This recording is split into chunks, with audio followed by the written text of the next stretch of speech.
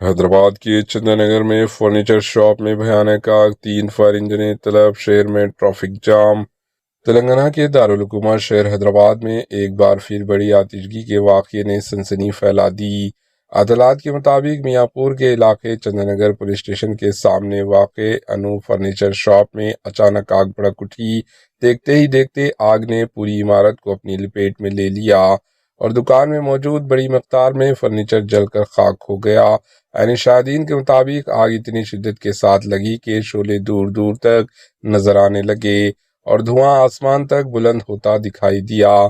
واقعے کی اطلاع ملتے ہی فائر بریگیڈ کی ٹیمیں فوراً موقع پر پہنچ گئی اور اس وقت 3 فائر انجنوں کی مدد سے آگ پر قابو پانے کی کوششیں جاری ہے۔ چونکہ متاثرہ عمارت مرکزی سڑک کے کنارے واقع ہے، اس لیے علاقے میں شدید ٹریفک جام بھی دیکھا جا رہا ہے۔ ٹریفک پولیس گاڑیوں کی آمد و رفت کو کنٹرول کرنے میں مصروف ہے۔ تاحال آگ لگنے کی اصل وجہ معلوم نہیں ہو سکی، تاہم حکام واقعے کی تحقیقات کر رہے ہیں۔